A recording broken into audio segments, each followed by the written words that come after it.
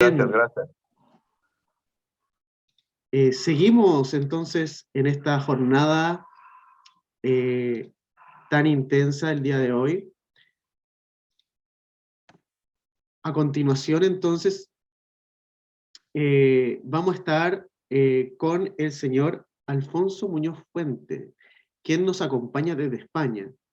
Alfonso es licenciado en Psicología por la Universidad Autónoma de Madrid.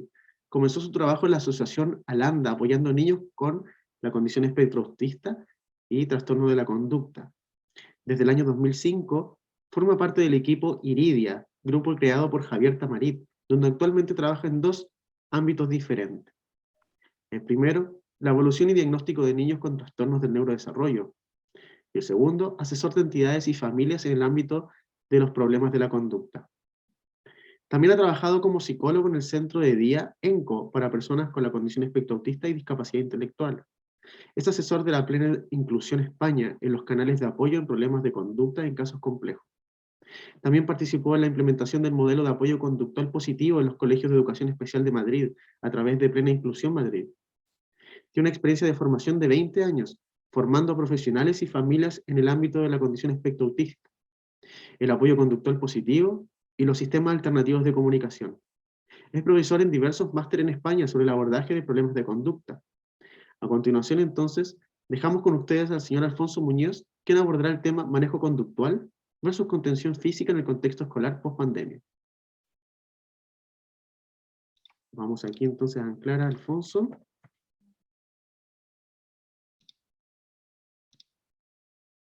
Ahí está Alfonso.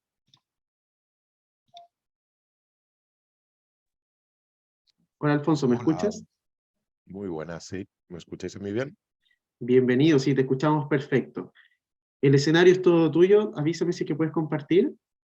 No, no puedo. A ver ahora. Sí, ahora sí. Vale. Perfecto. Bienvenido Alfonso, tienes 156 personas de aquí de Chile, bueno, y en realidad de muchas partes de Latinoamérica, ya te están escuchando con mucha atención a tu exposición. Muchas gracias. Genial. Pues nada, buenos días allí, buenas tardes aquí en Madrid. Muchas gracias por invitarme a participar. Me encanta transmitir el cómo mejorar el apoyo, en este caso a los niños o adolescentes con dificultades en su comportamiento. Creo que es un área que tenemos mucho margen de mejora, profesionales, familias, para mejorar el apoyo que se da a este perfil de personas y por tanto trataré de transmitir en este tiempo, en esta jornada, la metodología que utilizamos nosotros del apoyo conductual positivo para tratar de manejar los problemas de comportamiento desde un enfoque bastante proactivo y preventivo, ¿no? Al final, cuando utilizamos en exceso las contenciones físicas, las restricciones, quizás es porque estamos poniendo más el foco en una forma de manejar los problemas de conducta en el día a día que prioriza más las respuestas, lo reactivo, únicamente nos preocupa el problema de conducta cuando éste se produce, y os voy a tratar de hacer ver cómo realmente tenemos que cambiar la visión que normalmente se tiene en el manejo de las conductas desafiantes de los chicos para tener un enfoque mucho más centrado en la prevención de los problemas de conducta.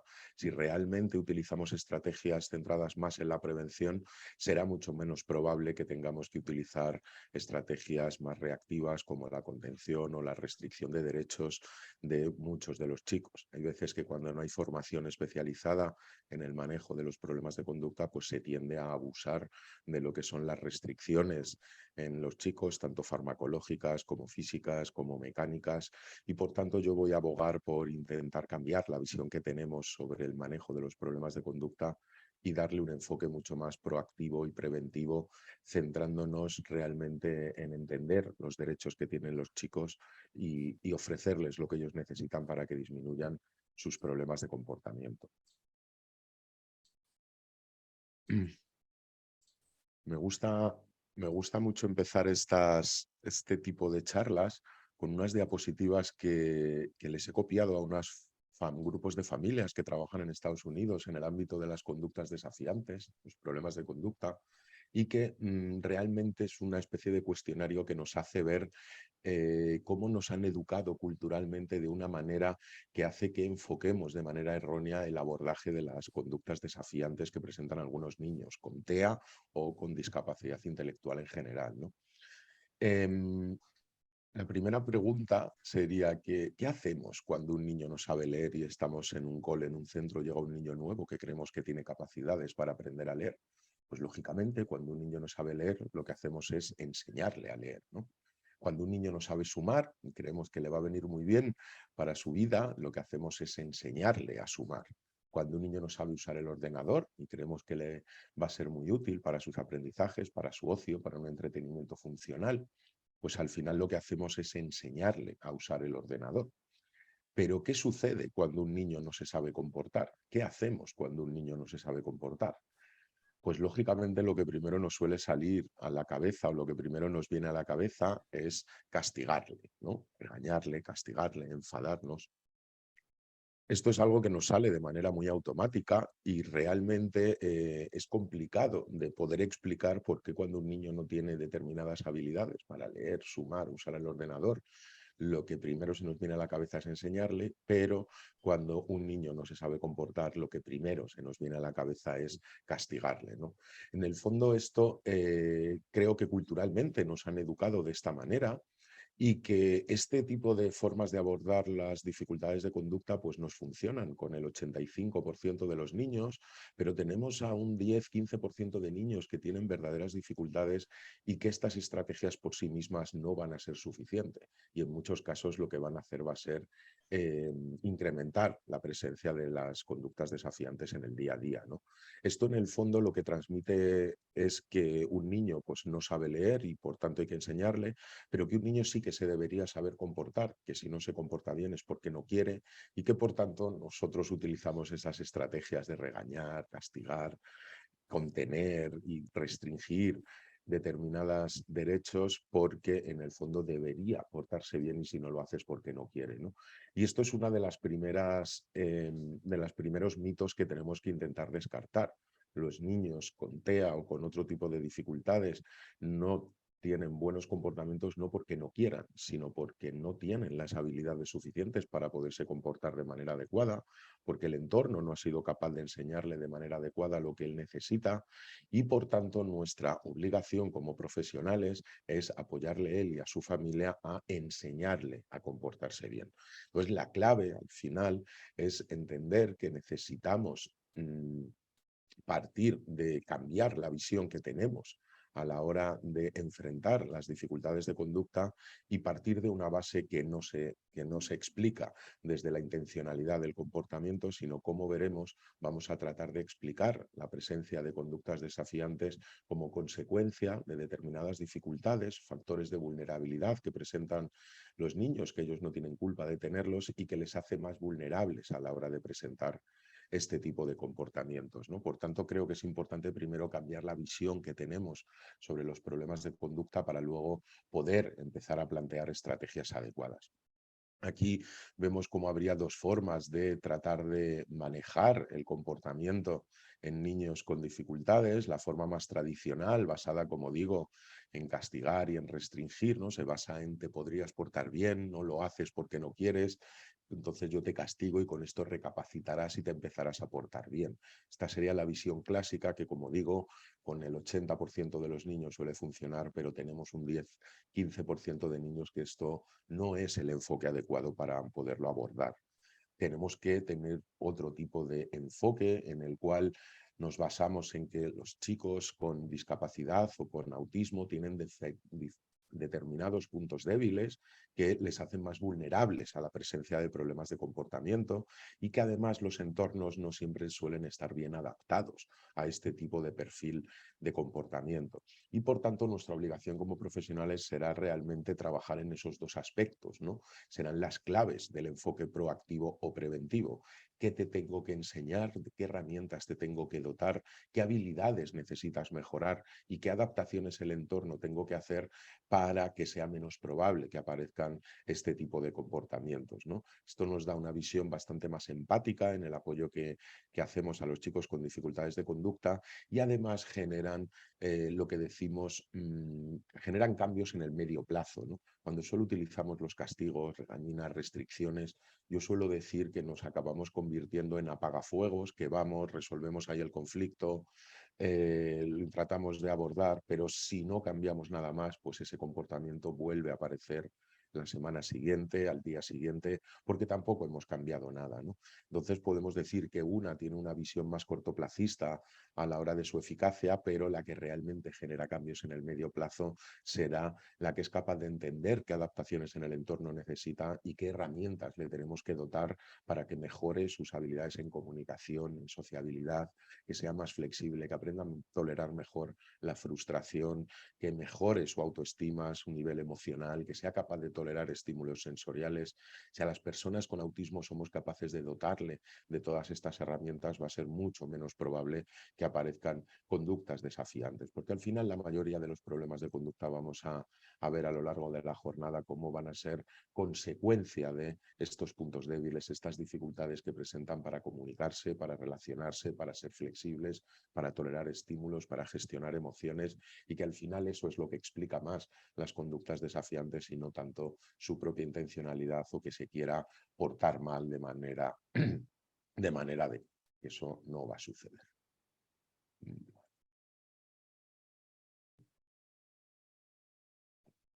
Para cambiar la forma que nosotros tenemos de apoyar a los niños, creo que es muy importante que también cambiemos la manera en la que tenemos de entender este tipo de comportamientos, ¿no? Digo que hay una forma más tradicional de entenderlo, que sería esta perspectiva negativa a la hora de afrontar y entender las conductas desajustadas que pueden presentar los niños, que partimos de la base de que el niño es un problema, y la psicología ha explicado desde hace muchos años la relación que hay entre los pensamientos, los sentimientos y las conductas, ¿eh? En función de lo que nosotros pensemos, así nos vamos a sentir y así vamos a actuar. Si nosotros partimos de un pensamiento inicial que creo que lo está haciendo a propósito, que él se podría portar bien, pero no lo hace porque no quiere y que realmente me quiere fastidiar, es que es un caprichoso, es que es un niño agresivo, y atribuimos la intencionalidad del comportamiento y las causas a factores internos, a su deseo, a sus intenciones, pues al final, cuando en el día a día nos enfrentamos a un problema de conducta de este tipo, pues lógicamente si yo creo que lo está haciendo a propósito, que él podría no hacerlo y lo hace porque quiere, pues lógicamente se me va a generar un sentimiento de enfado, sentirme picado, sentirme retado en ese tipo de situaciones. Si yo al final me siento picado, me siento retado, me siento enfadado con el chico que ha tenido el problema de conducta, pues lógicamente las estrategias que voy a utilizar van a ser estas estrategias más reactivas, más negativas y que por mi experiencia no van a ayudar a mejorar el comportamiento de los chicos, ¿no? Utilizaremos mucho más castigos, gritos, amenazas, restricciones, contenciones, porque al final pensamos que lo está haciendo de manera voluntaria y lo que se genera son ese tipo de sentimientos que nos van a afectar realmente nuestro día a día y no van a mejorar el comportamiento de los chicos y esto es bastante importante de entender. No creamos que los castigos y las restricciones realmente van a mejorar el comportamiento. En los casos en los que tenemos muchas dificultades de conducta, eso no va a ser el enfoque adecuado, ¿no? La investigación habla de cómo las estrategias basadas más en enseñanza de habilidades y en adaptación del entorno son las que realmente en el medio plazo consiguen reducir el impacto de las conductas desafiantes. Entonces tenemos que intentar cambiar nuestra visión, irnos hacia una perspectiva positiva sobre los problemas de conducta y partir de la base no de que el niño sea un problema, sino de que el niño tiene un problema.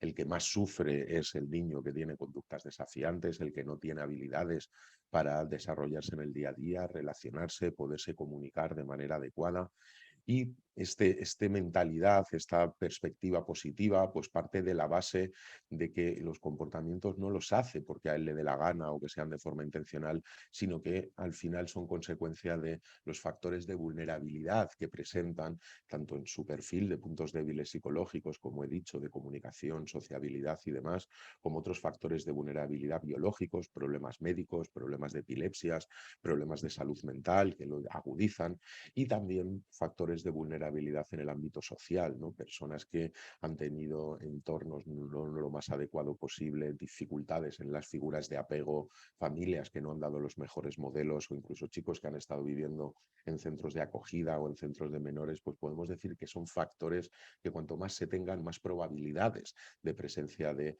problemas de conducta, ¿no? Entonces, si partimos de esta visión mucho más positiva a la hora de entender unas conductas desafiantes, cuando nos enfrentemos a un problema de conducta, pues tendremos unos sentimientos mucho más relacionados con la preocupación y la empatía, ¿no? Nos trataremos de entender por qué le está pasando eso, cómo le podemos ayudar, cómo le podemos apoyar, y por tanto las estrategias que utilizaremos se van a alinear mucho más con lo que plantea el apoyo conductual positivo, ¿no? ¿Qué adaptaciones voy a hacer? ¿Cómo voy a reforzarte de forma adecuada cada vez que tengas buenos comportamientos?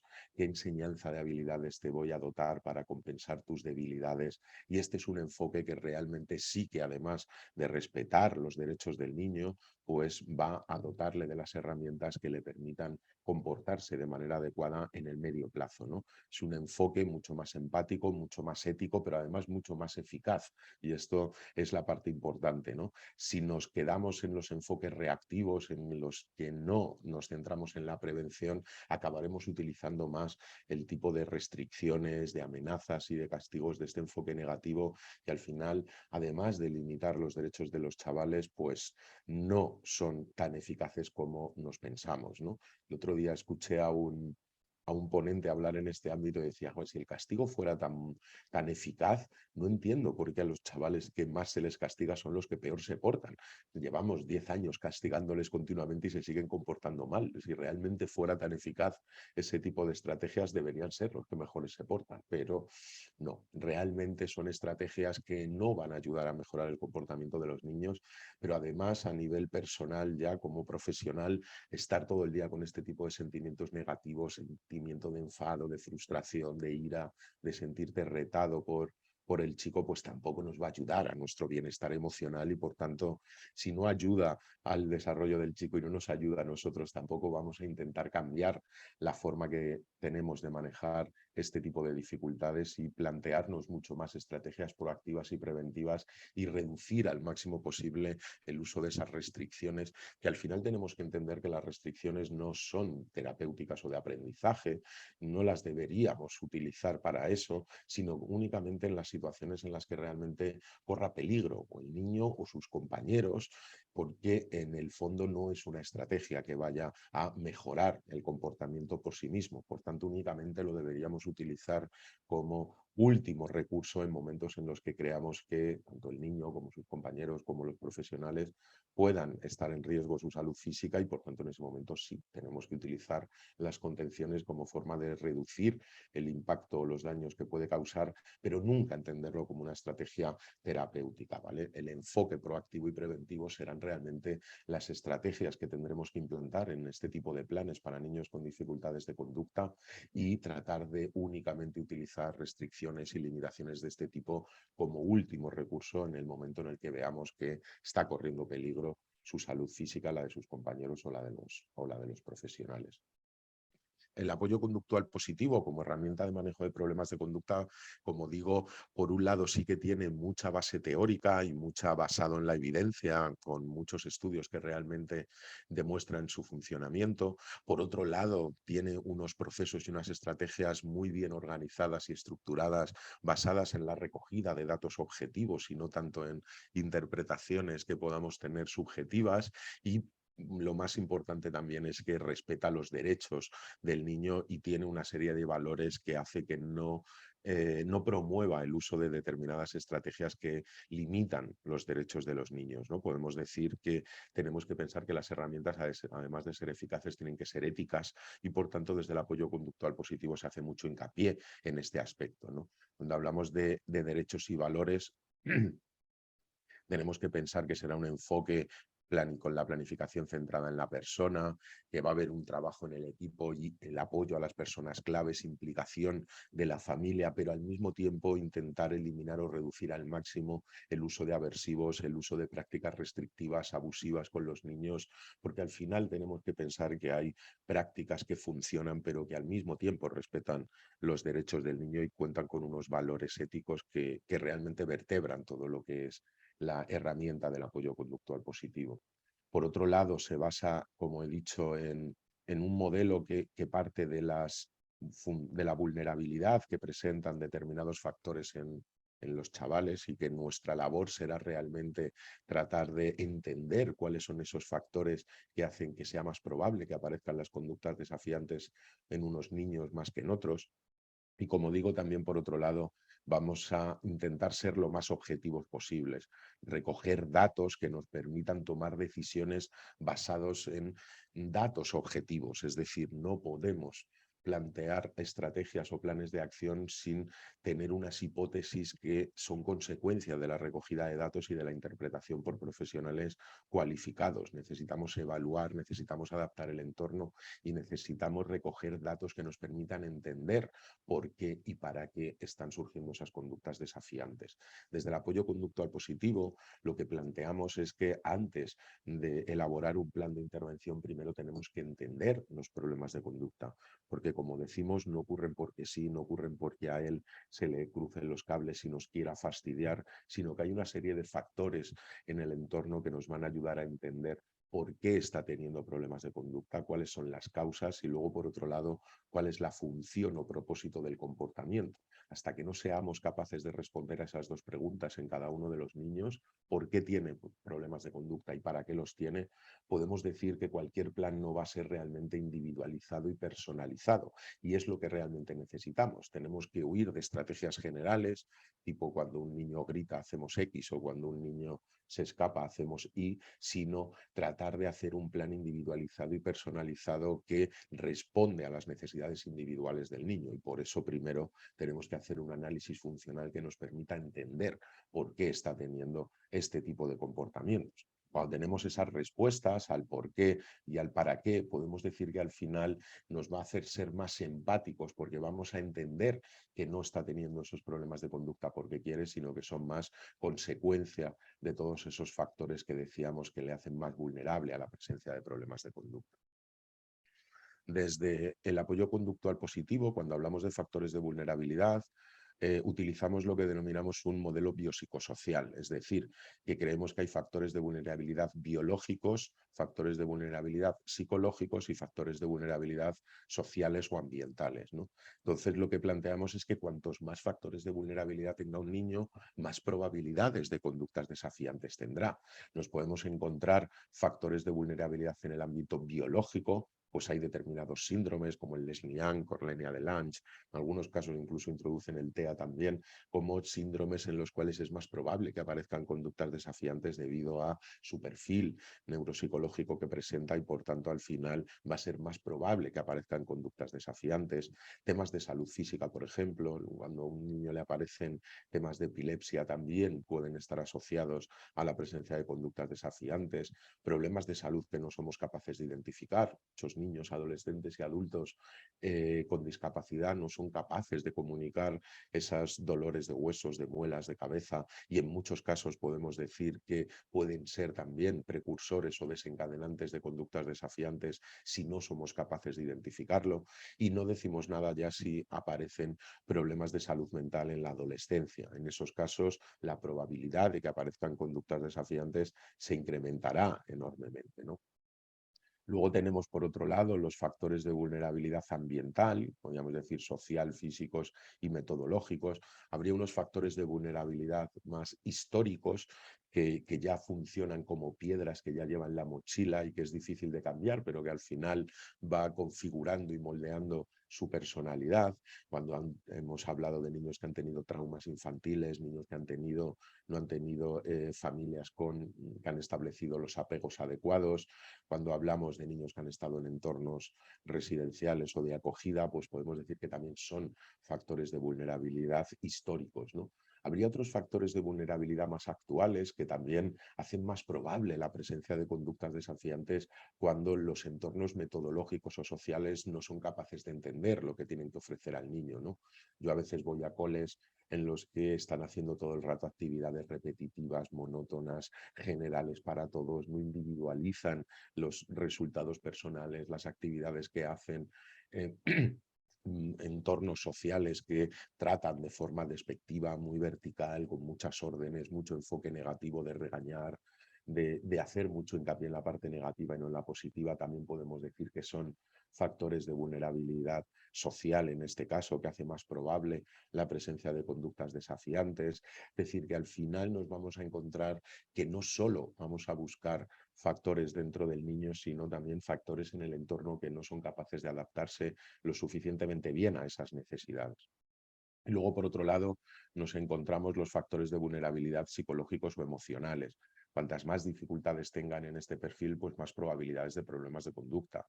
Ya hemos dicho cómo hay determinados puntos débiles con los cuales es más probable que aparezcan conductas desafiantes. Si un niño tiene pocas habilidades de comunicación, no tiene sistemas alternativos para compensar sus dificultades en el lenguaje, si es un niño que es muy rígido, que tiene dificultades para jugar o para interaccionar, tiene dificultades para tolerar la frustración, pues muchas más papeletas, más probabilidades va a tener de presentar problemas de conducta en el día a día. Luego en algunos chicos un poco más adelante nos encontramos también problemas emocionales, de inseguridad, de baja autoestima, pues cuantas más puntos débiles presente en este perfil psicológico emocional, podemos decir que más probabilidades va a tener de presentar conductas desafiantes y lo suyo al final es hacer un análisis con cada uno de los niños que nos permita ser más empáticos porque vamos a buscar y a entender los factores que realmente subyacen y explican por qué presentan conductas desafiantes y por tanto vamos a huir más de esas visiones que se basan más en la atribución que hace porque quiere, lo hace porque le da la gana, lo hace para molestar. No, no, es que mira todos los factores de vulnerabilidad que tiene el niño y al final nos va a hacer ser mucho más empáticos en el apoyo que damos a chicos con dificultades de conducta. Como he dicho, los factores de vulnerabilidad pues pueden actuar como una mochila que ya va cargada de piedras y que hace que nos cueste enfrentarnos a nuestras situaciones del día a día, pero habrá otros factores de este tipo que, como he dicho, ya no son tan históricos, son más actuales y que funcionan más como ese vaso de agua que se va llenando de nerviosismo, de preocupación, de malestar y que hace que al final cualquier cosa haga que salta, ¿no?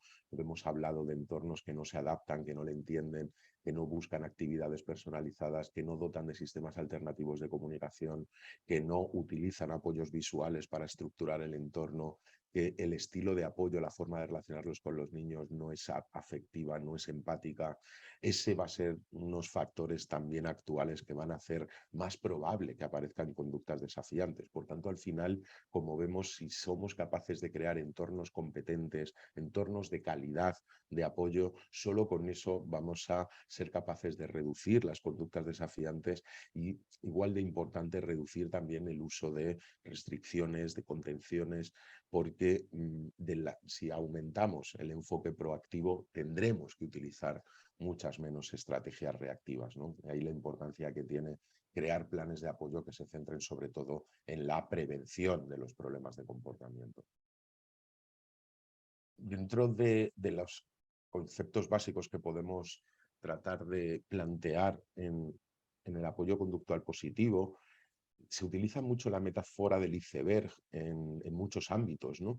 La metáfora del iceberg dice que lo que se ve y lo que más sorprende es lo que está encima del agua, pero al final el Titanic no se hundió por lo que había encima del agua, se hundió por lo que había debajo, ¿no? Que no se veía, pero era muchísimo más grande y mucho más importante. Con los problemas de conducta pasa algo parecido. La gente se fija normalmente en lo que se observa, en la forma de la conducta, pero eso es lo menos importante. La gente le hace mucho hincapié, bueno, qué agresión más fuerte, cómo se autoagrede, cómo destroza objetos, se fija demasiado en la forma de la conducta, en lo que es visible, Pero igual que con el Titanic, esto es lo menos importante. Lo más importante para entender los problemas de conducta y hacer un plan ajustado es lo que no se ve, lo que hay debajo, ¿no?, de la conducta. Y ahí es donde nos tenemos que plantear cuál es la función de este comportamiento, cuál es el propósito que tiene esta conducta para el niño, cuáles son los desencadenantes, cuáles son las situaciones en las que es más probable que aparezcan esos problemas de conducta. Estas cosas no se ven, pero realmente es lo más importante a la hora de entender y poder solucionar las conductas desafiantes que presentan los chicos, ¿no? Entonces, al final, cuando veamos un problema de conducta, una agresión, una autolesión, un enfado grande, una crisis conductual, tenemos que intentar cambiar el chip e intentar fijarnos en lo que no se ve. ¿Qué se lo ha desencadenado? ¿Le ha dicho alguien algo? ¿Ha sido el tipo de tarea que estaba realizando? ¿Había algún problema de demasiada estimulación sensorial en el entorno? ¿Ha sido un límite que le han puesto? ¿Algún compañero le ha dicho algo que no le ha gustado? Nosotros tenemos que estar siempre pensando y razonando para buscar esas causas más inmediatas, que son los desencadenantes rápidos, y luego también plantearnos hipótesis sobre cuál es la función o propósito que está cumpliendo el comportamiento. En muchos casos tenemos que entender que las conductas desafiantes son consecuencia de necesidades vitales no cubiertas, que si al final una persona tiene pocas herramientas de comunicación, pues utilizará los problemas de conducta con función comunicativa, utilizará las rabietas o los enfados o las agresiones como forma de comunicar sus deseos porque no tiene otras herramientas para llevarlo a cabo, ¿no? En ese caso estaremos hablando de una función comunicativa. También nos podemos encontrar a chicos que utilizan los problemas de conducta con una función más social o de entretenimiento.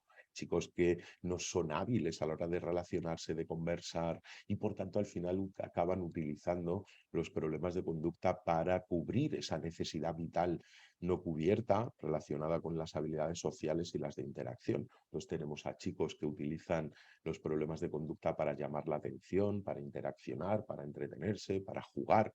Y en ese caso estaríamos hablando de funciones más sociales, ¿no? Porque al final no tienen habilidades en algunos casos, pero sí tienen la intención y las ganas de relacionarse con los demás. O sea, al final, si no disponen de herramientas adecuadas, si nosotros como profesionales no le enseñamos estas herramientas adecuadas, pues acabarán utilizando los problemas de conducta para jugar, entretenerse, relacionarse, conseguir la atención de los demás. En muchos de los casos veremos cómo los problemas de conducta tienen unas funciones adecuadas, lógicas, lícitas. El problema es la forma en la que la están llevando a cabo, ¿no? Entonces, el ser capaces de mirar debajo del iceberg nos va a permitir entender mejor las dificultades de conducta y, por tanto, poder realizar planes que realmente se ajusten a sus necesidades, ¿no? Dentro de estos dos componentes, como digo, la forma de la conducta, el cómo es el comportamiento, es lo que menos me, lo que menos me importa, podemos decir, no me aporta información para entender el problema o para abordarlo, sino que la clave al final será la función o propósito del comportamiento. Si utilizamos esta visión, al final seremos capaces de utilizar estrategias que nos permitirán reducir el uso de restricciones y de contenciones porque tenemos este enfoque proactivo que le está dando lo que él necesita, ¿no? Al final podríamos agrupar la mayoría de funciones en tres grandes áreas, ¿no? Conseguir cosas agradables, evitar cosas desagradables o expresión de sentimientos. Como veis, en el fondo, son muchas funciones que nosotros utilizamos en nuestro día a día, ¿no? Nosotros nos gusta recibir atención positiva de los demás, que nos valoren, que nos hagan caso. Lo que pasa es que utilizamos estrategias adecuadas, pero también tenemos el deseo de interaccionar, de jugar, de que nos presten atención y en el fondo ese propósito es totalmente lícito y adecuado. El problema es la forma en la que lo llevan a cabo y por tanto la labor de los profesionales será tratarle de enseñar otras formas de conseguir esto que ahora consigue a través de las conductas desafiantes, ¿no? Cuando un chico tiene un problema de conducta para conseguir una actividad, en el fondo es una función comunicativa. Yo muchas veces me comunico para pedir cosas. Yo quiero salir a dar un paseo, quiero que me pongas esta canción, porque tengo herramientas para llevarlo a cabo. Hay veces que las personas con autismo o con discapacidad no tienen herramientas comunicativas y por tanto al final utilizarán los problemas de conducta para comunicarme que quieren determinada actividad, para comunicarme que quieren un objeto o una comida y al final, por tanto, tenemos que entender que si no tiene herramientas adecuadas para llevarlo a cabo, pues es lógico que acaben utilizando conductas desajustadas para poderse comunicar con los demás y hacernos saber lo que quieren o lo que no quieren. Lo mismo sucede con las funciones de evitación. Tenemos que entenderlas como funciones comunicativas. Pueden tener un problema de conducta para comunicarnos que no quieren hacer una tarea, que no quieren estar en determinado entorno, que no quieren determinado objeto, determinada persona o que no quieren determinada comida. Nosotros también utilizamos estas funciones, ¿no? Oye, pues no, hoy no me apetece salir a dar un paseo, oye, pues hoy me has puesto lentejas, pues la verdad es que no me apetecen, ¿no? Esta tarea que me dice mi jefa que haga hoy estoy muy cansado, a ver si no te importa que la haga mañana. Es decir, que al final nosotros también utilizamos funciones comunicativas de evitación o rechazo, pero utilizamos el lenguaje, utilizamos nuestras dotes y nuestras habilidades sociales para llevarlo a cabo. Si ellos no tienen este tipo de herramientas, pues es lógico que acaben utilizando las conductas desafiantes, ¿no? Lo mismo nos va a ocurrir con las enfado, la expresión de sentimientos. Nos va a ocurrir con chicos que utilizan los problemas de conducta para expresar el enfado, la frustración, la alegría o la tristeza. Es totalmente normal, ilícito y adecuado que tengan deseos y les apetezca expresar sus sentimientos. El problema a veces es la forma en la que lo llevan a cabo, ¿no? Pero muchas veces las funciones podemos considerar que son totalmente lícitas y adecuadas dentro del desarrollo y que por tanto lo único que nosotros tendremos que hacer será enseñarles otras formas de hacerlo de manera adecuada, otras formas de relacionarse, otras formas de jugar, otras formas de comunicar sus deseos, otra forma de expresar sus sentimientos. Por eso es clave entender que la mejor herramienta para reducir conductas desafiantes es la enseñanza de habilidades. Y el castigo, la contención, las restricciones no enseñan a asignar, no enseñan a hacer un PEX, no enseñan a tolerar la frustración, no enseñan a ser más flexibles. Y eso es lo que realmente necesitan los niños para reducir sus conductas desafiantes, dotarles de herramientas que les permitan enfrentarse mejor a esas situaciones del entorno que no siempre están bien ajustadas, ¿no? Y por tanto, de esta manera nos ayudará a ser más empáticos con los niños con conductas desafiantes y poderles ofrecer lo que realmente necesitan y no únicamente centrarnos en esa parte reactiva o negativa de las restricciones, las contenciones, que no van a tener ese efecto de aprendizaje en los niños, que son lo que realmente necesitan y lo que generará cambios en el medio plazo. Nos encontramos también la que denominamos la función de autoestimulación, que esta quizás puede ser más peligrosa, entre comillas, ¿no? Chicos que se pueden enredar demasiado en conductas autoestimulatorias, tanto a nivel sensorial como a nivel de conductas repetitivas y obsesivas, y quizás esta función sea menos útil o más complicada en el futuro. En muchos casos nos encontramos que los niños que aumentan mucho sus comportamientos obsesivos, repetitivos, su búsqueda sensorial, pues normalmente lo que nos vamos a encontrar es que son niños que cada vez se van a preocupar menos de sus compañeros, se van a preocupar menos de hacer actividades funcionales y significativas y van a estar demasiado interesados, demasiado volcados en esa parte de autoestimulación relacionada con lo sensorial, con comportamientos repetitivos, obsesivos, y que si no lo limitamos un poco, podemos decir que a veces se nos puede ir de las manos y hace que le genere mucho descontrol no poderlo realizar. Por tanto, con esta función tendríamos que tener algo más de cuidado.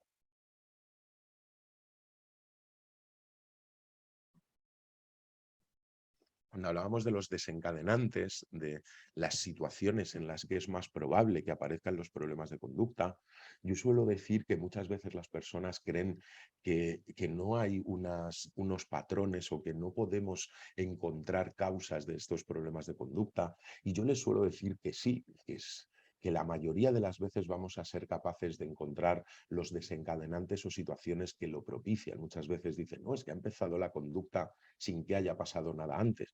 No digo que alguna vez pueda ocurrir, pero eso es lo menos probable. Lo más lógico es que sí, que si hacemos un registro de 2, 3, 4 semanas, vamos a ser capaces de encontrar un patrón por el cual las conductas desafiantes de los niños se van a dar más en unas situaciones que en otras, con unas personas más que con otras, ante unas tareas más que otras, en unos entornos más que en otros, y va a ser clave en nuestro análisis encontrar ese patrón, ¿no? Y ya os digo que la mayoría de las veces vamos a ser capaces de encontrarlo.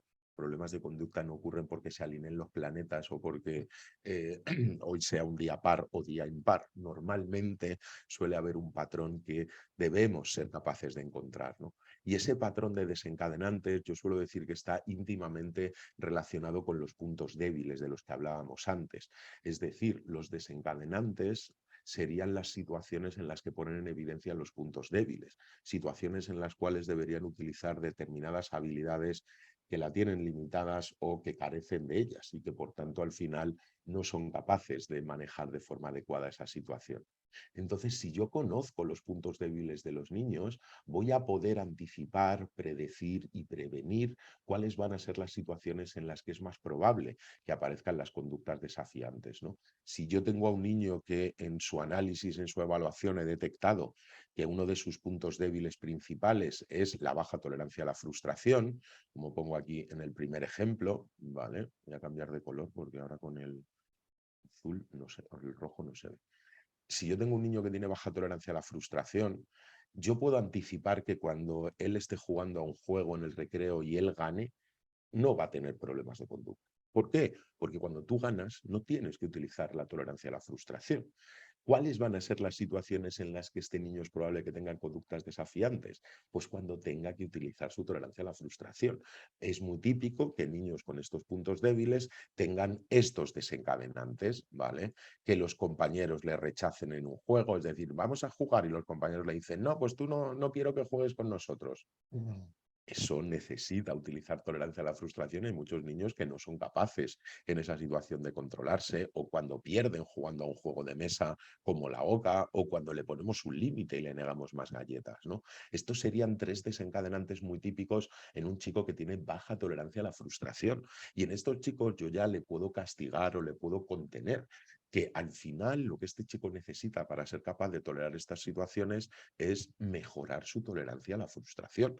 Y eso necesita un entrenamiento en positivo, igual que a un chico que le cuesta leer, lo que hacemos es un plan individual para que mejore la lectura y no decimos le voy a castigar cada vez que se equivoque y me ponga mal una palabra, con esto haremos lo mismo. Lo que tenemos que hacer será un programa específico para que el niño aprenda poco a poco a tolerar la frustración. Y ahí entendemos cómo él no lo hace porque quiere, sino porque no tienes las habilidades suficientes para poder enfrentar o tolerar esa situación. Si tenemos a un niño que tiene, por ejemplo, pocas habilidades comunicativas, pues las situaciones típicas que nos vamos a encontrar como desencadenantes rápidos serían estas, ¿no? Yo cuando veo a los coles de autismo, de chicos con autismo que están en educación ordinaria, me suelen decir mucho los profes, a los chicos con autismo no les gusta la asamblea, que nunca se quedan en la asamblea ni son capaces de mantenerse en ese corro hablando todos juntos, ¿no? Y yo suelo decir que no, esto no tiene que ver con que los niños con autismo nazcan con un gen que diga no me gusta la asamblea, no. Lo que pasa es que la asamblea requiere de una serie de habilidades que normalmente los chicos con autismo tienen limitadas. La comprensión del lenguaje, la expresión del lenguaje, el interés social por lo que estén contando otros. Es decir, que no es que no le guste, va a ser que no la entienden. Y si no la entienden, pues es raro que se mantengan tanto tiempo en ese tipo de actividades. Por tanto, cualquier actividad con carga verbal, por ejemplo, o situaciones en las cuales necesite utilizar sus herramientas de comunicación para pedir ayuda o para rechazar algo, pues si no se dispone de ellas y las tiene limitadas, lo más lógico es que aparezcan conductas desafiantes. No porque quiera, sino porque tiene un punto débil en la comunicación que hace que no pueda manejar esas situaciones, ¿no? Chicos que tienen pocas habilidades sociales, pues normalmente lo que nos vamos a encontrar van a ser que las situaciones libres y desestructuradas, los recreos, los tiempos muertos, conflictos serán desencadenantes típicos para chicos con estos puntos débiles. Cuando se tienen problemas emocionales relacionados con la autoestima, la inseguridad, esto por ejemplo yo me lo suelo encontrar en chicos que han estado en educación ordinaria, pero no han sabido entenderle, no han sabido adaptarse y al final acaban en educación especial y tienen unos problemas emocionales importantes, porque al final tienen muchas experiencias de fracaso, no les han ofrecido, no se han adaptado lo que él necesita y por tanto al final suelen ser chicos con una autoestima baja, con una inseguridad importante Y chicos con este perfil normalmente van a tener unos desencadenantes muy típicos, que serán equivocarse delante de otros, que le corrijan delante de los demás en público, que le regañemos, actividades en las que ellos creen que van a fallar, que van a equivocarse, todo lo que tenga que ver con actividades complejas o desconocidas van a tratarlas de evitar, porque lo que no quieren es quedar en evidencia delante de los demás debido a esa inseguridad o baja autoestima. No porque quieran fastidiar la actividad o la tarea, sino porque tienen problema emocional que lo llevan a cabo, ¿no? Lo mismo suele suceder con las alteraciones sensoriales en chicos con TEA, ¿no? Pues si tienen alteraciones sensoriales, lógicamente va a haber determinadas situaciones que no van a ser capaces de tolerar, entornos con mucho ruido, las fiestas, texturas en chicos que tengan alteración sensorial relacionado con lo táctil, es decir, que tienen una dificultad para enfrentar o tolerar ese estímulo. Por mucho que le contenga y mucho que le castigue, el chico lo que necesita es un programa específico para que mejore la tolerancia a determinados estímulos. Volvemos a lo mismo. Las dificultades de conducta son consecuencia de puntos débiles y lo que necesitamos para reducir esos problemas de conducta será dotarle de herramientas y compensar los puntos débiles. Castigar, restringir, limitar, contener no enseña habilidades y por tanto tenemos que pensar que esas estrategias no deberíamos utilizarlas a la hora de plantearnos enseñanza o aprendizaje, sino más, como he dicho antes, como un último recurso en las situaciones en las cuales corra riesgo el niño o el entorno. ¿Vale? ¿Y qué os voy a contar de la rigidez en el comportamiento, ¿no? Cuando un niño tiene problemas de rigidez, ya sea por autismo o porque es rígido, pues tenemos que tener claro cuáles van a ser los desencadenantes, que serán que no pueda cumplir un ritual, que no pueda realizar una manía, el típico niño que solo puede pintar con el color rojo, que siempre va por el mismo camino, que siempre se sienta en la misma silla, pues lógicamente los desencadenantes serán cuando no puede pintar con el rojo, cuando le cambiamos de camino o cuando alguien está sentado en su silla. Por mucho que me enfade con él, que le regañe, que le castigue, eso no va a hacer que sea más flexible y que sea capaz de tolerar que se le rompan los rituales. Tendremos que hacer un programa específico para tratar de mejorar su flexibilidad, reducir el impacto de los rituales, que no se asienten nuevas obsesiones o comportamientos repetitivos. Eso es lo que nos asegurará en el medio plazo que su comportamiento mejorará y no tanto las restricciones y contenciones en ese tipo de situaciones.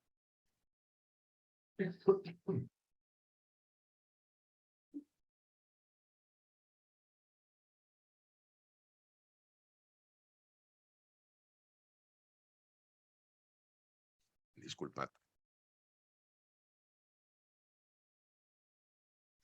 Voy a poner un ejemplo para que entendamos todo esto que estoy diciendo de tratar de mirar debajo del iceberg, entender qué necesita cada uno de los niños y por tanto explicar su comportamiento no tanto desde la intencionalidad ni desde su mala fe, sino más desde estos factores que estamos hablando.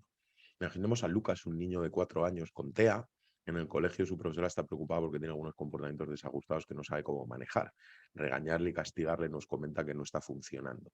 Estos comportamientos se dan en diferentes situaciones, en el recreo, entre clase y clase, también aparecen rabietas en la biblioteca y en otras situaciones y actividades. Esto es lo que primero nos dicen, ¿no?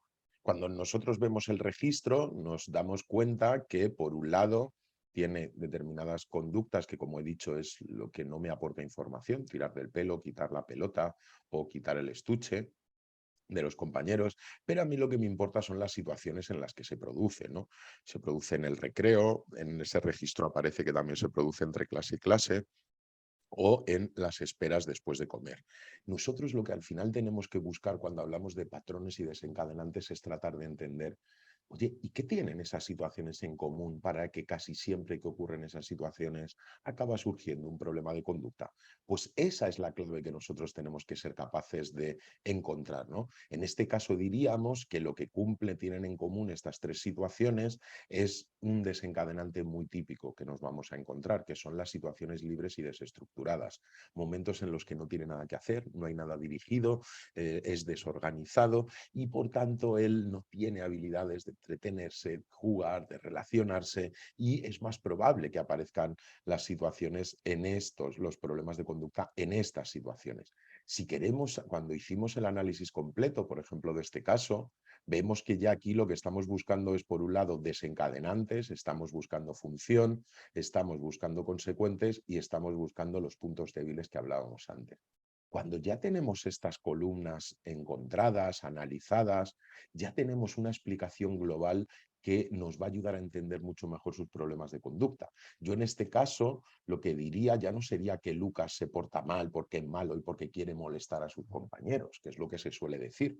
Yo lo que diría es que Lucas, debido a sus pocas habilidades sociales y de juego, en situaciones libres y desestructuradas, utiliza los problemas de conducta para conseguir interacción y entretenimiento. Y esta situación además no mejora pues porque se la están reforzando, ¿no? Que las respuestas que se dan hacen que el problema de conducta cumpla su función y por tanto se le refuerce la conducta. Con esto ya tendríamos la explicación que os decía antes del por qué y el para qué. ¿Por qué tiene problemas de conducta? Porque tiene pocas habilidades sociales y de juego, es decir, tiene ahí un punto débil marcado, y porque el entorno no está bien adaptado y son las situaciones demasiado libres y desestructuradas. ¿Para qué lo hace? La pregunta del para qué lo hace para conseguir interacción y entretenimiento social. Ya tenemos las respuestas al por qué y al para qué. Ya no es que sea un niño que se porta mal porque le da la gana y que quiere molestar a sus compañeros. Tenemos a un niño que no tiene habilidades de interacción social y de juego, pero sí tiene interés en relacionarse. Y luego, por otro lado, tenemos un entorno no adaptado, que serían las situaciones libres y desestructuradas. Yo suelo decir que un centro con niños con autismo que no tenga los recreos organizados y estructurados sería como un centro de chicos con dificultades motoras que no tuviera rampas de acceso o no tuviera la anchura de puerta suficiente para que pasara una silla de ruedas, ¿no? Para mí es exactamente lo mismo, una adaptación del entorno para chicos con TEA en ese tipo de situaciones de recreo tiene que ser estructurar, organizar y proponer actividades que dirijan y les facilite la interacción y el juego. Cuando no se tienen ese tipo de entornos adaptados, pues es más probable que aparezca el problema de conducta. Por tanto, ya tendríamos el porqué, la causa, tenemos unos puntos débiles aquí y tenemos un entorno poco adaptado en el desencadenante y ya tenemos la función, el para qué lo hace, conseguir interacción y entretenimiento. Entonces, al final, tenemos que decir, pues, si es que es lógico que este niño quiera relacionarse con los demás, pero si no sabe, pues al final, ¿qué hace? Les pincha, les molesta, les provoco, yo salgo corriendo, tú me persigues, las formas más básicas de interacción. ¿Por qué? Porque no dispone de otras herramientas. Por tanto, por mucho que le castiguemos y por mucho que le contengamos o hagamos contención física en esa situación, eso no le va ni a enseñar cómo jugar, ni a enseñar cómo relacionarse, ni va a adaptar el entorno para que sea más estructurado y más guiado y él tenga más facilidad de jugar.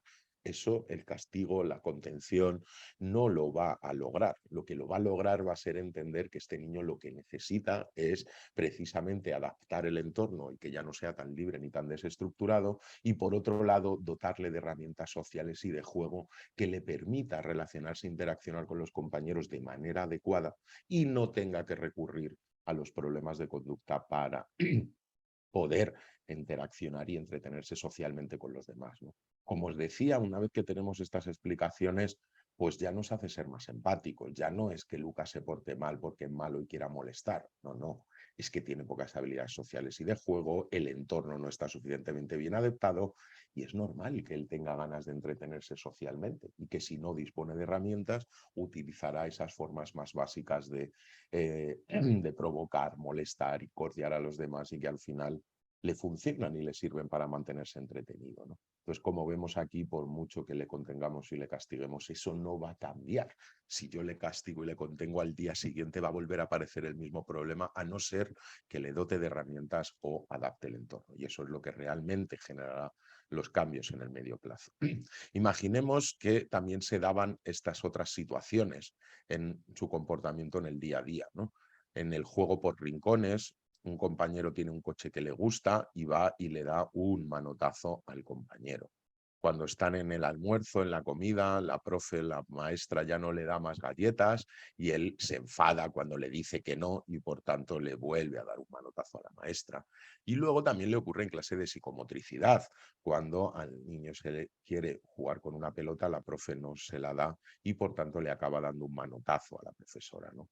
Igual que hemos dicho antes, nosotros lo que tenemos que tratar de entender es que tienen todas estas situaciones en común para que eso suceda, que será lo que llamaríamos el desencadenante. En este caso, veríamos cómo el desencadenante en el fondo sería ponerle un límite, negarle algo que no quiere, ¿no? Ya sea en un caso el cochecito, en otro caso las galletas o en otro caso la pelota para jugar. Al final, lo que tienen en común estas situaciones, y que es un desencadenante bastante típico también en chicos con TEA, es ponerle un límite o negarle algo que quiere. Entonces, en este caso, el análisis sería diferente al anterior. En el anterior hemos dicho que el principal punto débil eran las limitaciones en habilidades sociales y de juego, y aquí en cambio lo que nos estamos encontrando es dificultad en habilidades comunicativas y baja tolerancia a la frustración, que no me ha entrado en la diapositiva, pero está puesto ahí debajo. ¿Vale? En este caso el desencadenante sería más negarle algo que quiere y en este caso estaríamos hablando de una función comunicativa de petición. Entonces, en este caso yo tampoco diría que Lucas es agresivo y con los compañeros y con la profesora o que no valora las consecuencias de sus actos y que es muy agresivo y demás, sino que lo que yo diría sería que Lucas, debido a que no tiene muchas habilidades comunicativas y tiene muy baja tolerancia a la frustración, cuando nosotros le negamos algo que quiere sin anticipar, con tonos demasiado exigentes, sin apoyos visuales para que lo entienda antes y demás, pues utiliza los problemas de conducta, en este caso, para comunicar sus deseos, ¿no? Comunicar peticiones. Si el niño no tiene desarrollado el lenguaje oral y a este no le habían enseñado ni signos, ni PECs, ni comunicadores, ni habían utilizado ningún sistema alternativo de comunicación, pues es normal y al final la forma que tiene de manejar sus comportamientos, de comunicar sus deseos sea a través de problemas de conducta. Si además tampoco le han enseñado a tolerar la frustración, pues cuando le negamos algo que quiere se puede enfadar mucho y si en muchas ocasiones sin querer los profesionales le han acabado dando lo que él quería después de la rabieta, con tal de que se calme, con tal de que podamos seguir la clase, con tal de que no interfieran los compañeros, le doy lo que quiere, pues en el fondo lo que estoy haciendo es asentando los problemas de conducta. Ni le estoy enseñando a tolerar la frustración, porque cada vez que llora le acabo dando las cosas, ni además le estoy dotando de sistemas alternativos de comunicación, por lo tanto es normal lo que está sucediendo. ¿Cuál será la clave en el medio plazo? Pues dotarle de herramientas comunicativas, pero también adaptar el entorno para que él aprenda a tolerar la frustración. Anticipación, cuando va a terminar las galletas, qué número de galletas va a tomar, apoyos visuales o relojes visuales para que él entienda cuándo tiene que dejar las actividades, es decir, trabajar los dos puntos débiles que explican por qué le pasa esto, ¿no? Problemas en la comunicación y tolerancia a la frustración. Y eso será lo que realmente mejore su comportamiento en el medio plazo. Por mucho que yo me enfade, por mucho que yo le contenga, eso no le va a enseñar a asignar, no le va a enseñar a las herramientas que realmente necesita para poder manejarse mejor en esta situación concreta, ¿no? Entonces vemos como el primer ejemplo estaba más relacionado con la función social de interacción y de entretenimiento, relacionada con pocas habilidades sociales. En este segundo ejemplo vemos cómo el problema está más relacionado con problemas en la comunicación y en la baja tolerancia a la frustración, y en este caso estaríamos hablando de funciones más comunicativas y no tanto sociales o de interacción, ¿vale? Y en el tercer caso, por ejemplo, estaríamos hablando de otro tipo de función relacionada con actividades poco adaptadas, ¿no? Aquí veríamos, por ejemplo, que tenía un problema en la asamblea por la mañana y luego cuando volvían del recreo que tenían la típica charla entre todos para resolver los conflictos. ¿Qué tienen en común al final estas dos situaciones y que podemos describirlas como desencadenante? Pues son actividades que tienen mucha carga verbal. Tanto la asamblea como la charla eran entornos en los que no utilizaban apoyos visuales, no utilizaban muchos gestos, muchos signos y por tanto al final él se perdía en esa situación y no podemos pretender que un niño sea capaz de estar media hora escuchando algo que no entiende. Eso no es posible. Es como si yo ahora me pusiera a hablar en alemán y terminara toda la ponencia en alemán. probablemente la mitad de las asistentes se iría, porque escuchar a alguien que no le estás entendiendo no tiene mucho sentido, ¿no? De ahí que al final tenemos que ser capaces de ponernos en su lugar muchas veces y entender que las actividades que les estamos proponiendo no siempre se adaptan o se ajustan a su perfil de puntos fuertes y débiles. ¿Cómo haríamos este análisis, por tanto, y desde el enfoque del apoyo conductual positivo? Pues en este caso diríamos que debido a sus dificultades en la comprensión y expresión del lenguaje, en actividades con mucha carga verbal, utiliza los problemas de conducta para, en este caso, función comunicativa de evitación. ¿Vale? Como veis, como además se le deja que se vaya, pues se ha reforzado esta conducta desde hace mucho tiempo, ¿no? Igual que la anterior. Entonces volveríamos a lo mismo. Yo ya no diría que Lucas se porta mal porque quiere fastidiarme la asamblea y lo que quiere es boicotear las actividades de clase.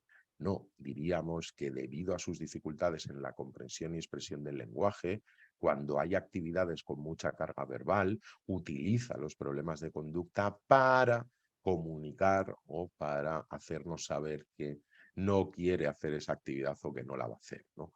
Allí lo que tenemos que pensar es que si nosotros fuéramos capaces de adaptar esa actividad, reduciendo el tiempo, aumentando los apoyos visuales, los signos, que la familia también nos trajera apoyos visuales para que él pudiera expresar lo que ha hecho por la tarde, lo que ha hecho el fin de semana, dejarle determinados descansos para que se pueda levantar y volver. Es muy probable que si nosotros adaptáramos esa actividad a su perfil, se reduciría su necesidad de levantarse, porque al final él se levanta porque no está entendiendo la actividad o la tarea o no está suficientemente ajustada y por tanto dentro de nuestro plan necesitaremos por un lado adaptar la actividad y la tarea para que se ajuste un poquito mejor a sus puntos débiles, pero por otro lado reforzar al máximo sus puntos débiles, mejorar la comprensión del lenguaje, dotarle de herramientas expresivas como sistemas alternativos de comunicación, es decir, entender que para resolver los problemas de conducta el castigar, dañar, contener, no va a ir al foco de lo realmente importante, que es dotar de herramientas y adaptar el entorno para que se ajuste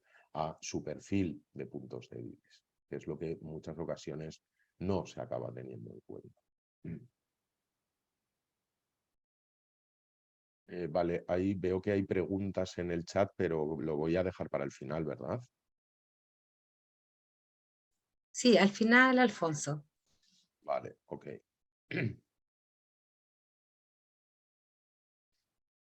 Pues esta sería la gráfica que nos tiene que ayudar a entender cuál es el momento ideal para trabajar. Os recomiendo la guía desde la que he cogido la gráfica, es de Plena Inclusión. Plena Inclusión es la confederación aquí en España que agrupa a la mayoría de entidades de personas con discapacidad, la mayoría de asociaciones, y este material, por ejemplo, lo generamos durante la pandemia, cuando estábamos en cuarentena todos en casa y que surgían muchos problemas de conducta y como no teníamos otro trabajo, pues nos dedicamos a hacer algunas de estos manuales, ¿no?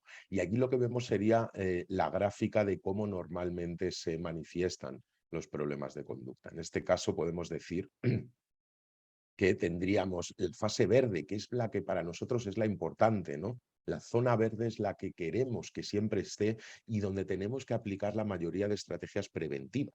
Cuando hablamos de estrategias de prevención, significa que nosotros trabajamos los problemas de conducta cuando estos no se están produciendo. Eso es culturalmente cambia, porque hasta ahora lo que nos han educado es tú cuando la ha montado ves y regáñale o cuando pegue a alguien ves y haz algo, es decir, utilizamos estrategias solo para responder a los problemas de conducta y desde el apoyo conductual positivo la clave no es esa, sino la prevención de los problemas de conducta y por tanto la mayoría de nuestro trabajo tiene que estar aquí en la zona verde, cuando le enseño habilidades, cuando le adapto las actividades o las tareas y aquí estará la clave, ¿no? ¿Por qué? Porque si nosotros ya llegamos aquí arriba, como he dicho antes, poco podamos a poder hacer más que intentar que no corra peligro él, los compañeros, pero nuestra clave es intentar aplicar la mayoría de estrategias en la zona verde, lo que llamamos las estrategias de prevención primaria, cuando todavía no ha surgido un problema de conducta.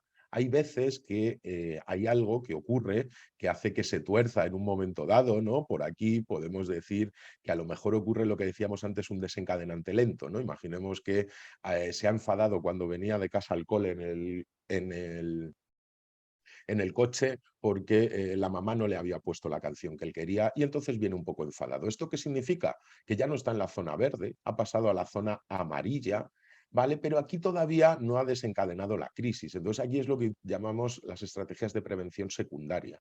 Una vez que se ha empezado a torcer, se ha puesto nervioso, intranquilo, molesto, incómodo, ¿qué podemos hacer para bajar a la zona verde? Lo ideal en estas estrategias será eso, ¿no? No queremos que siga aumentando sus descontroles hasta la crisis, sino que sea capaz de bajar a la zona verde.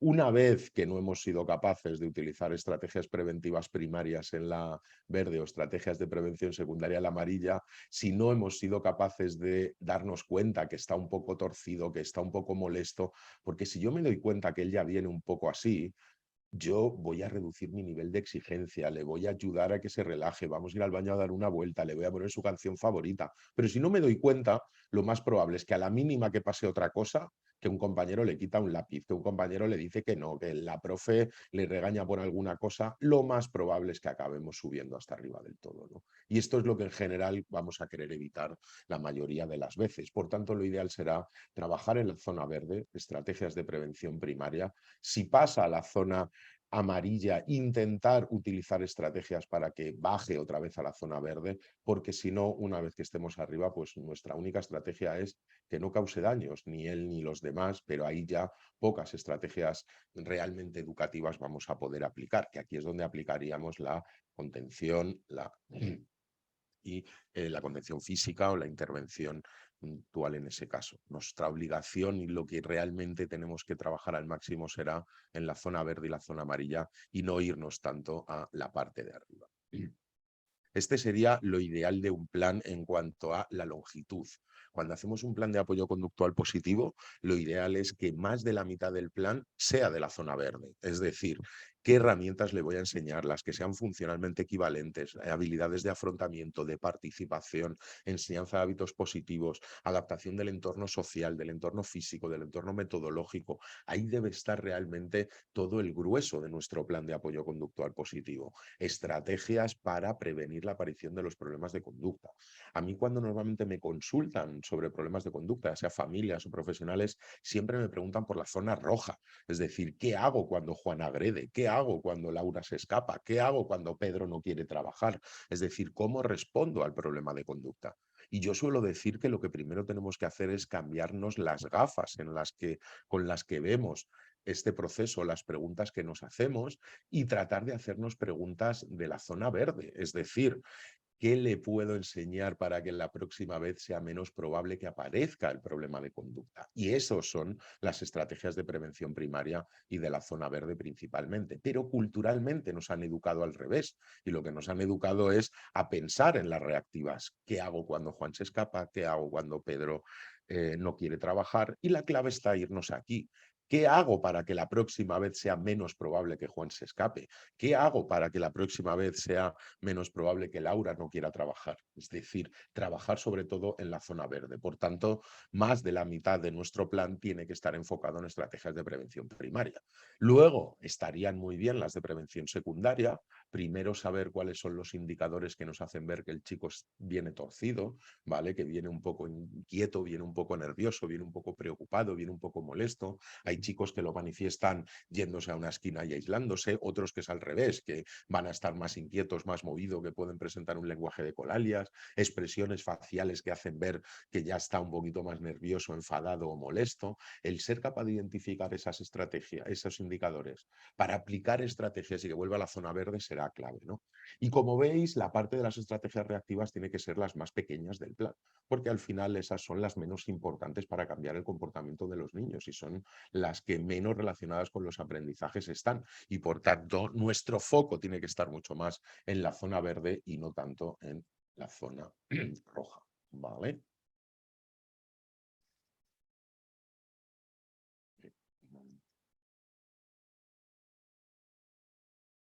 Vale, esto ya lo he comentado. Aquí, esto lo he comentado. La adaptación del entorno.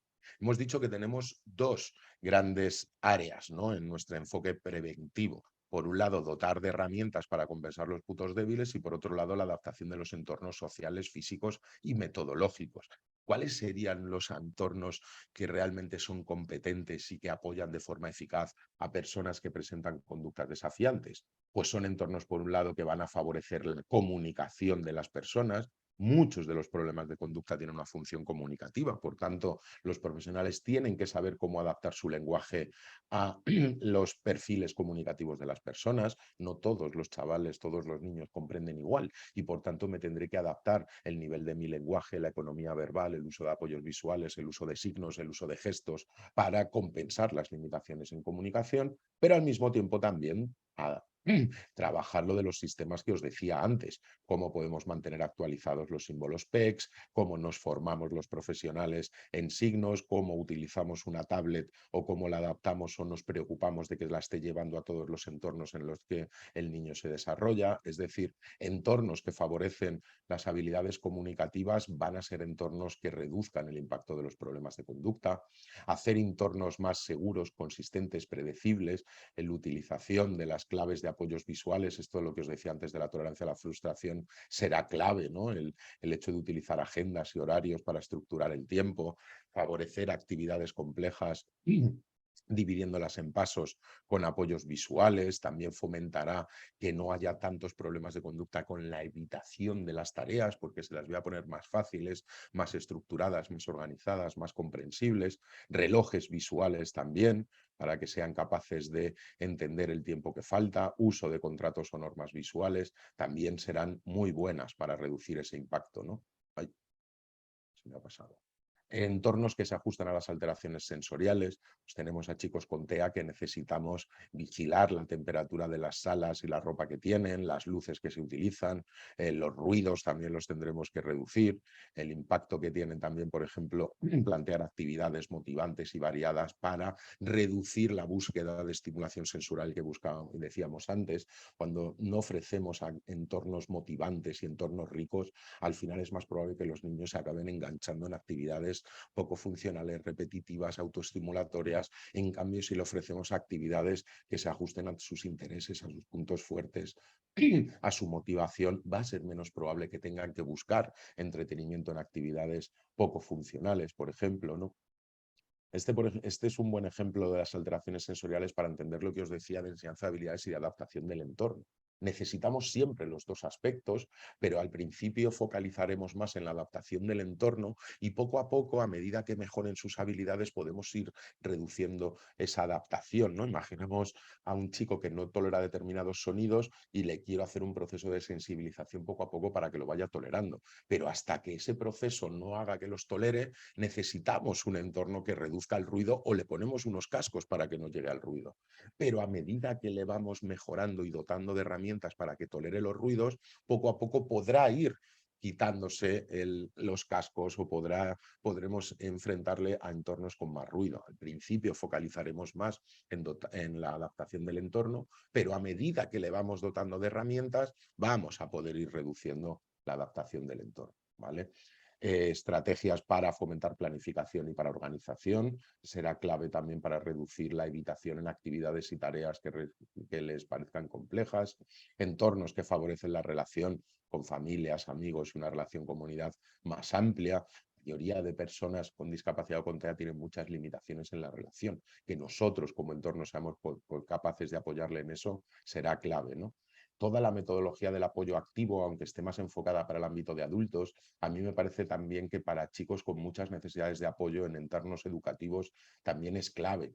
Suelo decir que suele haber demasiados tiempos libres y tiempos muertos en ese tipo de entornos con personas con más necesidades de apoyo. La metodología de apoyo activo les va a ayudar a que realmente puedan ocupar su tiempo la mayor parte del día en actividades significativas, en actividades funcionales. Y cuando las personas están haciendo actividades que les son interesantes, que les son motivantes y que les son significativas, va a ser muy poco probable que tengan conductas desafiantes. Y esto es muy importante de entender. Si yo soy capaz de ofrecerle actividades y tareas que cubran sus intereses y sus motivaciones, va a ser menos probable que aparezcan problemas de conducta. Los tiempos muertos, la pasividad, todo esto sí que es más probable que genere conductas desafiantes y en cambio el otro no tanto, ¿no? Entornos que apoyan las elecciones, que les damos oportunidades de elegir a los chicos actividades que realizan, con quién quieren estar, qué quieren hacer, quieren comer. Nos ayudará también a reducir la presencia de conductas desafiantes. Es decir, que al final, si somos capaces de dotarles de herramientas y de generar entornos que apoyen de forma de calidad, será mucho menos probable que acaben llegando a la zona de la crisis, ¿no? Que está en la zona roja.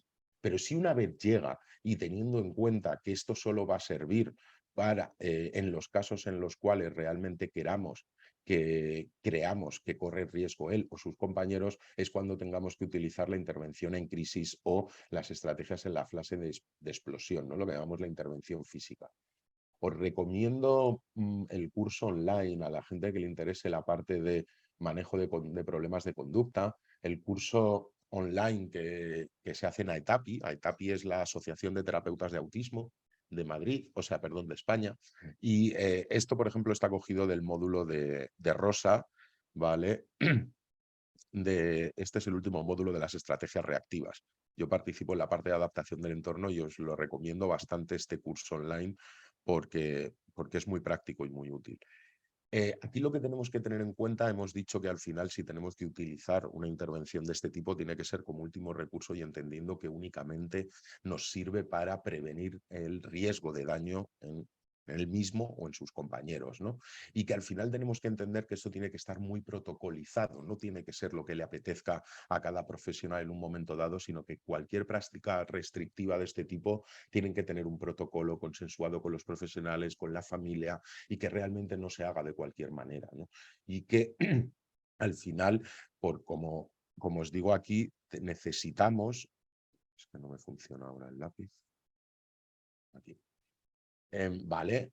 Que los profesionales no actúen de la manera que a ellos les apetece, sino siguiendo los protocolos que haya establecidos en la organización. Este tipo de estrategias se tienen que planificar con mucho detalle, actuar de forma conjunta y de forma estrecha con la familia, que la familia firme y autorice este tipo de estrategias, estrategias reactivas, ¿no? Hemos dicho que es como último recurso, no se ha de intervenir físicamente a menos que realmente exista una buena razón, que haya un peligro inmediato para la persona con TEA o para las otras personas, pero vuelvo a repetir que no es una estrategia de intervención de aprendizaje o terapéutica, sino como control de daños, podríamos decir, ¿vale? Por tanto, muy protocolizada y no como a cada uno le apetezca o le venga en gana realizarlo.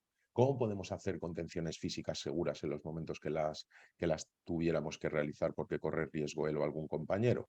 Normalmente ahí no va a ser bueno hablar, ¿vale?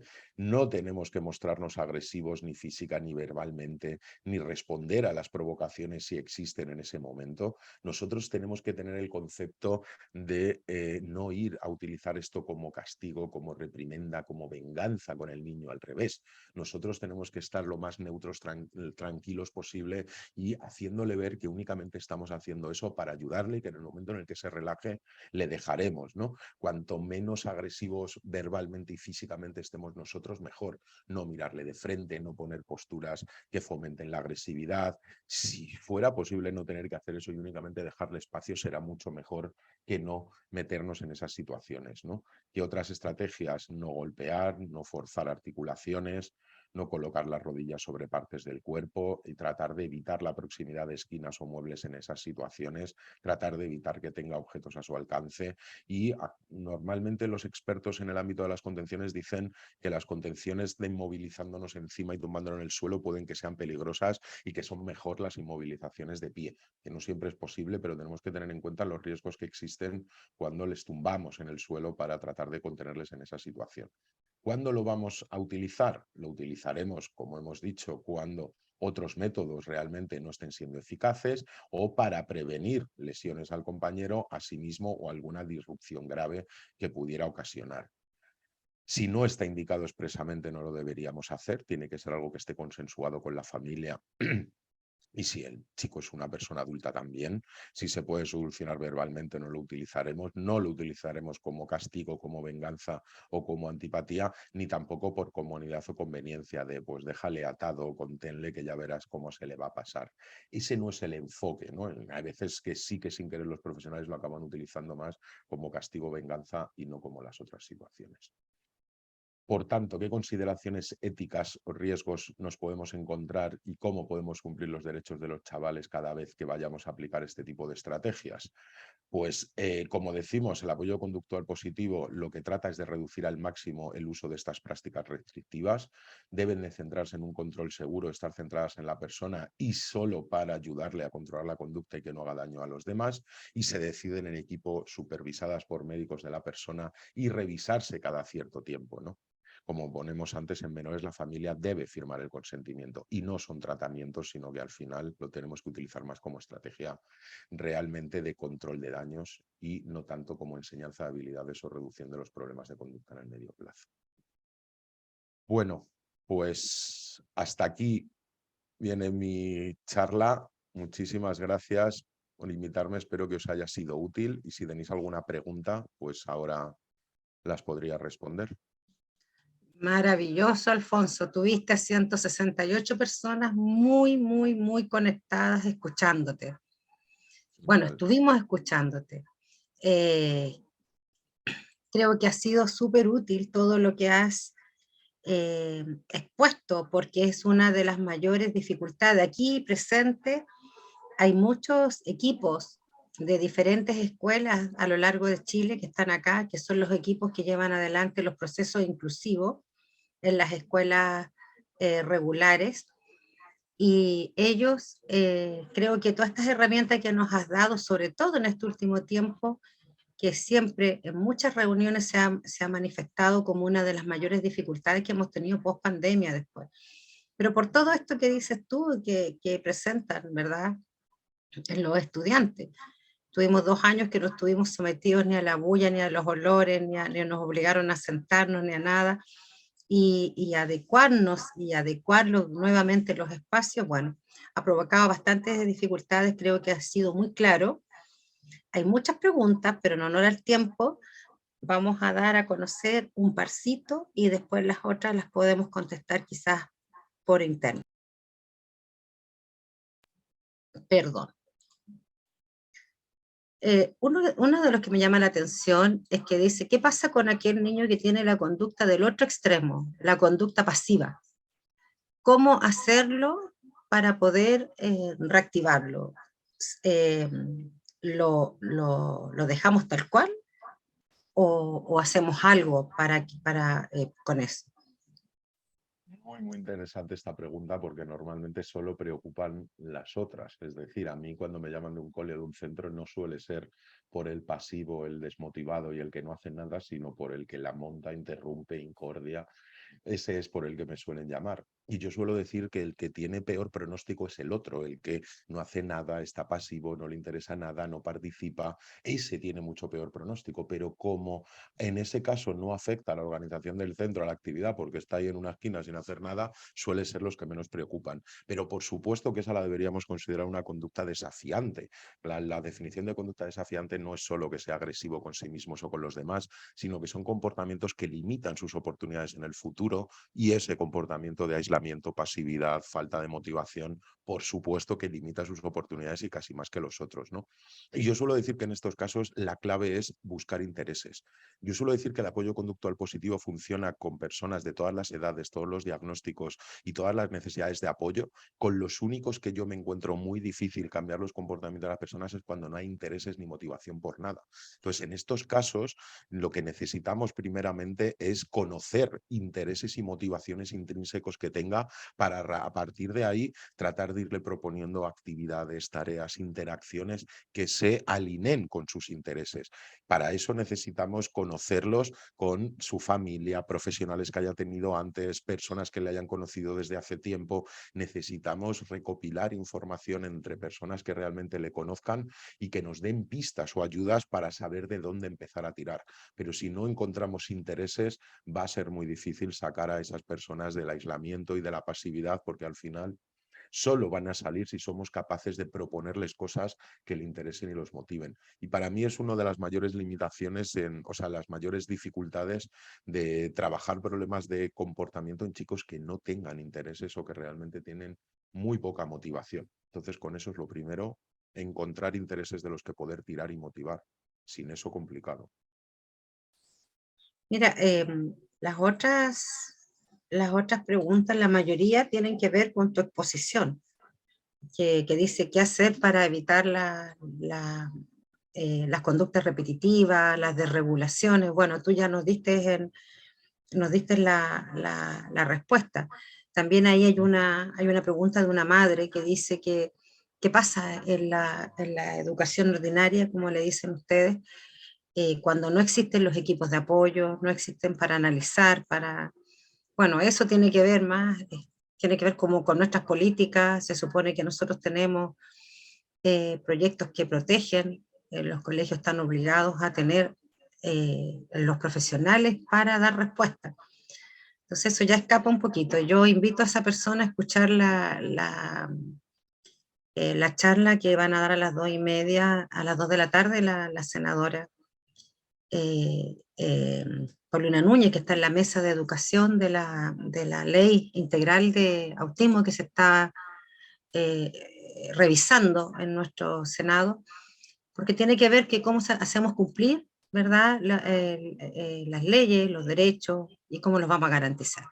Luis, no sé si quieres agregar algo, perdón Luis, Alfonso, de donde vi a Luis Cimarro recién ahí, perdón. Eh, Alfonso, no sé si podrías darle tú quizás un mensajito tanto a las familias también a veces, porque también en esto es un trabajo, somos un equipo. A veces hablamos de estas cosas que tú mencionas y la familia a lo mejor no las valora, no las comprende muy bien.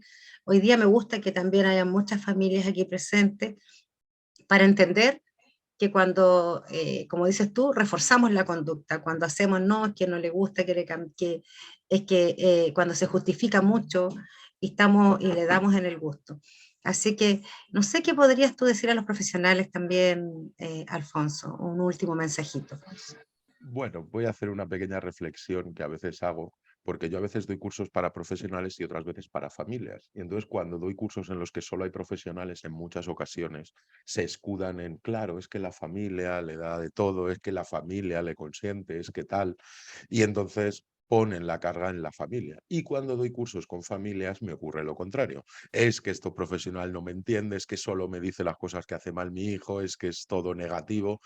Y no, yo lo que os quiero hacer ver a los dos, tanto a los profesionales como a la familia, que no estamos en una trinchera uno y el otro, sino que los dos tenemos que estar juntos y que tenemos que ayudar al niño y que para que ayudemos al niño necesitamos que haya confianza, que haya transparencia, que haya coordinación, que haya consenso entre profesionales y familias y que necesitamos a veces los profesionales que seamos nosotros los profesionales los que generemos las situaciones para fomentar esa confianza de las familias con nosotros, esa transparencia de los datos y de la información de un entorno a otro y que dejemos de lado el juzgar a las familias, el juzgar a los profesionales y entender que o estamos aliados y entre todos somos capaces de recopilar esa información y de utilizar estrategias consensuadas y compartidas o que al final es absurdo que nos tiremos los trastos unos a los otros cuando en el fondo lo que tenemos que hacer es ir unidos, ¿no? Y entiendo que a veces las familias, pues por sus dificultades, no es sencillo para ellos y por eso pongo un poquito más el foco en nosotros, en los profesionales, para generar esas situaciones que fomenten confianza, transparencia con las familias para nosotros y que podamos realmente apoyar al niño de manera coordinada, porque eso es súper importante y mi experiencia es que no siempre es así, que a veces nos acusamos unos a los otros de que no vaya bien hacia adelante y no es lo ideal. Somos un equipo y los padres son los expertos en sus Totalmente. hijos, como dices tú, pero hay algunos que nos dan muchos desafíos. Cuando hablaba sobre los intereses restringidos, yo he escuchado a mi fonoaudióloga un par de veces decir, nada le interesa, no, ¿qué hacemos? Hemos probado de todo. Bueno, hay que seguir buscando, como dices tú. Sí, Muchas pero que hay que gracias, tener tacto, Alfonso. porque no, muchas veces no entendemos el impacto que tienen ese tipo de frases o de palabras para las familias y que nosotros como profesionales tenemos que tener esa responsabilidad Sí, sí. totalmente para Buscar generar qué poder ese... hacer, nos dicen a nosotros qué podemos hacer, en el fondo, buscando siempre como qué hacemos con él, cómo buscamos la forma de que algo le interese. Eh, Muchas palabras de agradecimiento y de felicitaciones por tu exposición tan sencilla, tan simple y clara de entender. muchos comentarios de las familias, muy agradecidos para que ellos puedan entender el porqué de las conductas de sus hijos. También hay muchos agradecimientos y felicitaciones también de los profesionales que hoy día no están con nosotros. Maravillosa exposición, muchas gracias. Muchas gracias, Muchas Alfonso. gracias. Chao. Espero que nos veamos en ETAPI para llevarte tu diploma junto con Luis y podamos encontrarnos. Un Genial. abrazo y gracias por contar contigo. Eres nuestro conferencista nuevo. Así que bienvenido. Genial. Tendremos Alfonso para mucho tiempo. Ahí está Perfecto. tu Último diploma. comentario de agradecimiento a la traductora, porque no sé yo me dicen que hablo muy rápido y le doy las gracias también a la traductora por haberme sido capaz de seguirme. He intentado controlarme, ir más lento de lo normal, pero lo has hecho genial. Gracias. Un abrazo, Alfonso, y nos estamos viendo. Gracias. Chao. Un abrazo a tu familia.